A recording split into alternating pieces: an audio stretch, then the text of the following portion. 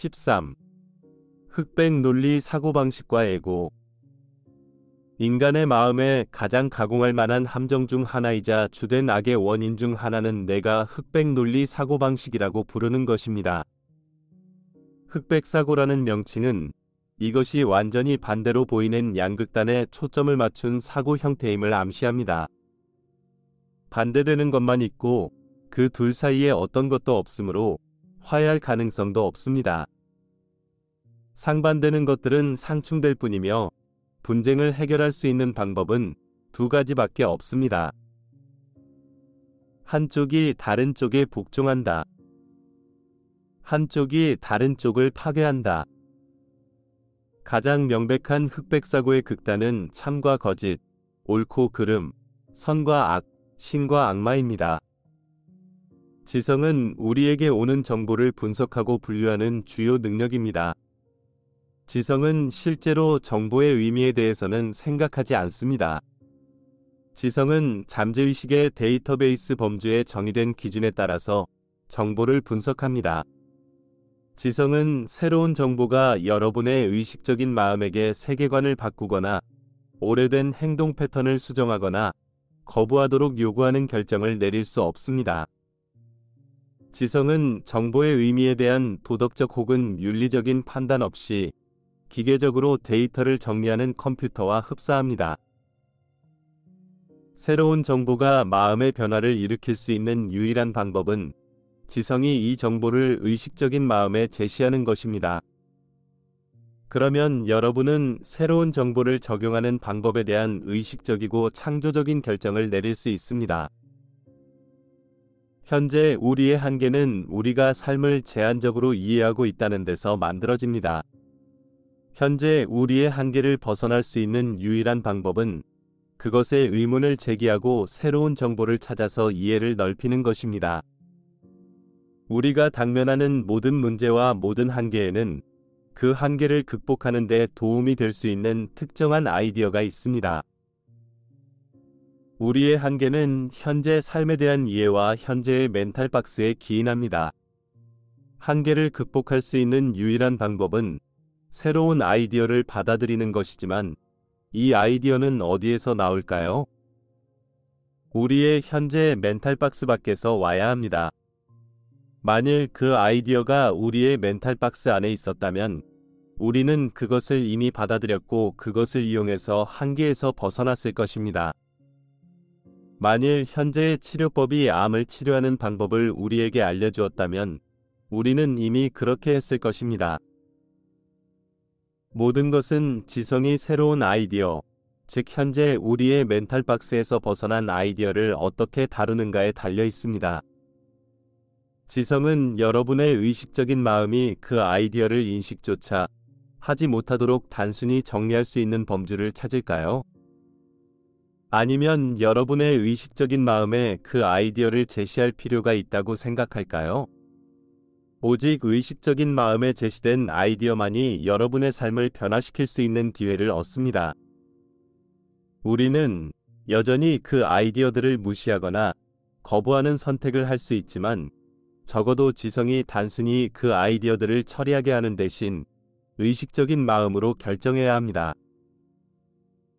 다시 말하지만 이것은 유용한 메커니즘이지만 에고가 이를 이용해서 우리의 의식적인 마음이 현재 멘탈 박스를 벗어난 아이디어들을 인식조차 하지 못하게 한다는 문제를 내포하고 있습니다.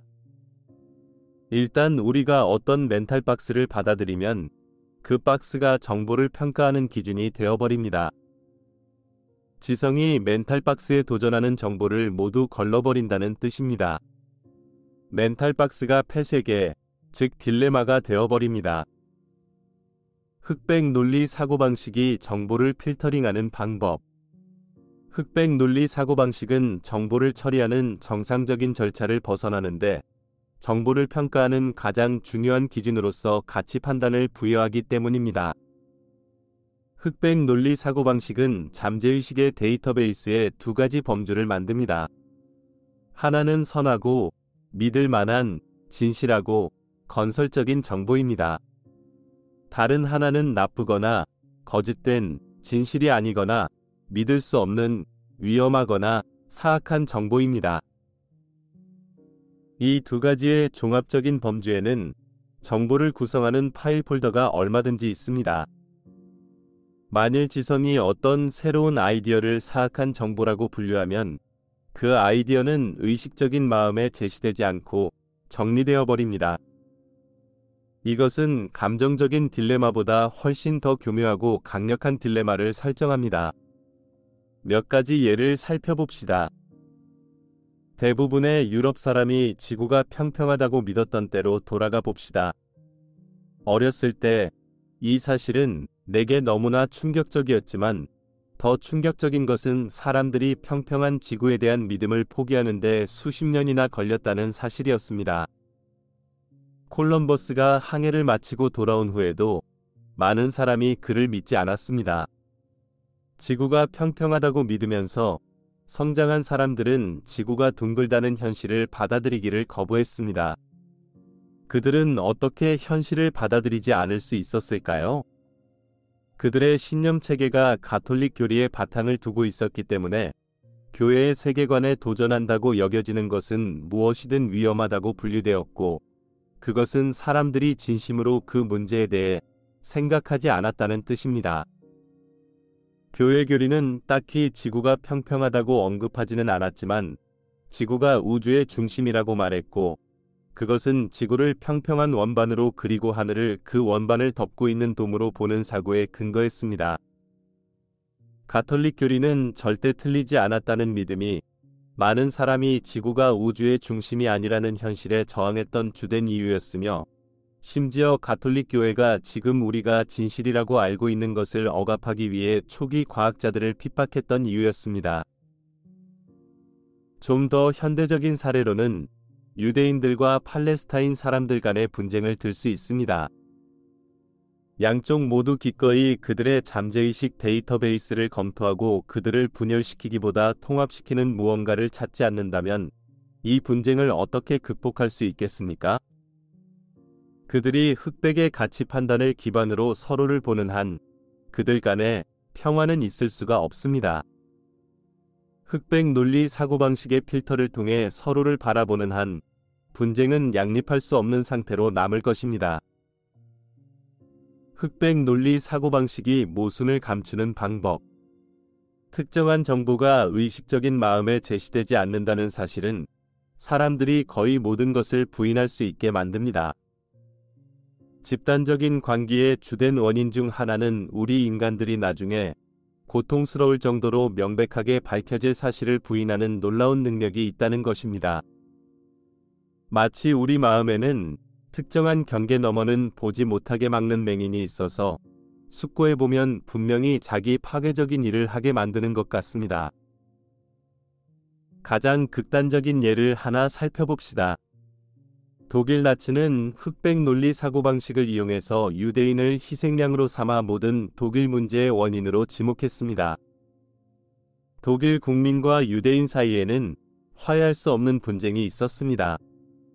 독일인들이 흑백 논리 사고방식에 너무 사로잡혀서 한 가지 해결책, 즉 최종적인 해결책밖에 볼 수 없었기 때문에 유대인들은 상황을 바꾸기 위해 행동을 수정할 수 있는 방법이 없었습니다.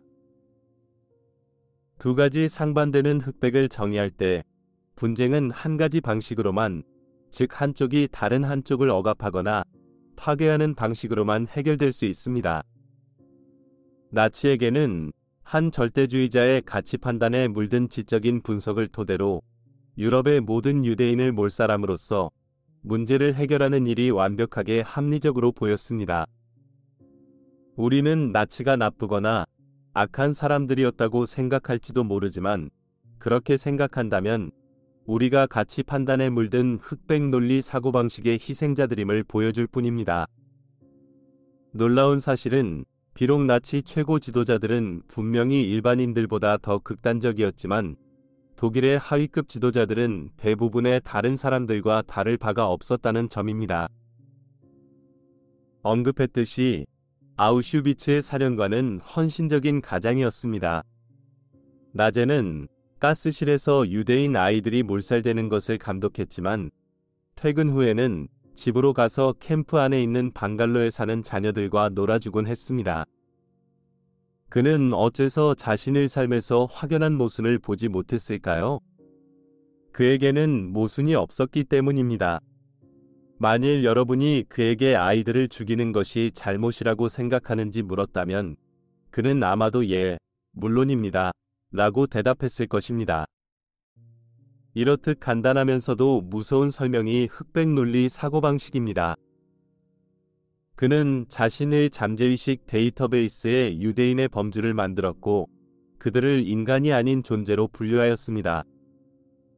그가 아무런 도덕적인 양심의 가책 없이 유대인들을 말살할 수 있었던 이유는 정말로 자신이 자기 아이들 같은 인간을 죽이고 있다고 생각하지 않았기 때문입니다.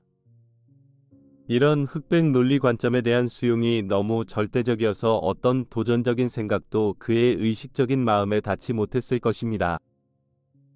도전적인 생각은 그의 지성, 즉 어떤 주장이 다른 주장보다 더 설득력이 있는지 결정하지 못해서 도덕적, 윤리적인 판단을 내릴 수 없는 지성이 만들어낸 데이터베이스에서 잠재의식 마음에 의해 처리되었습니다.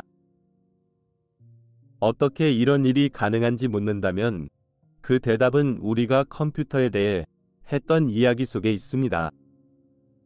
인터넷을 검색하면 내용이 매우 역겨운 웹사이트를 얼마든지 발견할 수 있습니다. 아동 포르노를 담고 있거나 증오심을 부추기거나 지하들을 장려하거나 홀로코스트가 발생했다는 사실을 부인하는 내용들일 수 있습니다.